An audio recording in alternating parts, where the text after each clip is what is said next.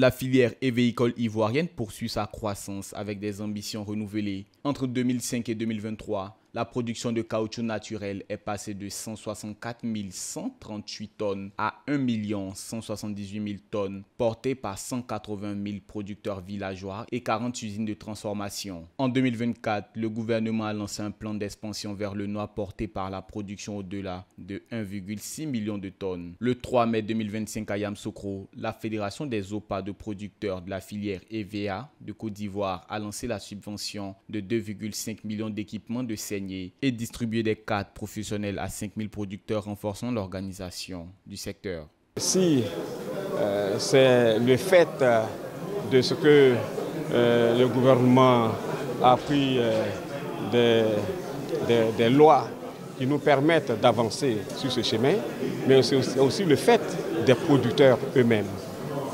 C'est l'action menée par les actes des producteurs de tous nos villages et de nos campements.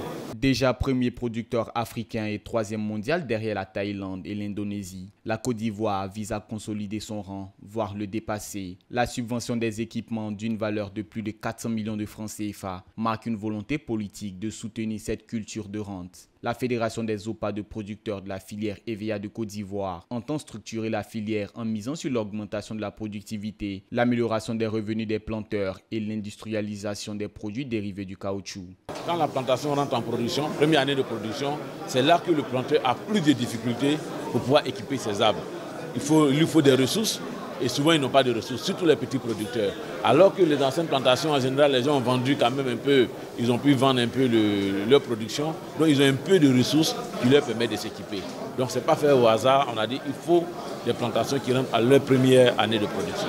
En parallèle, le gouvernement a adopté la politique nationale de développement de l'élevage, de la pêche et de l'aquaculture pour 2022-2026, dotée de 1 000 milliards de francs CFA. Cette stratégie vise une couverture de 70% des besoins en produits animaux et de 65% en ressources halieutiques d'ici 2026. Ce double engagement agricole et agro-industriel illustre une politique cohérente en faveur de la souveraineté alimentaire et d'un développement économique durable.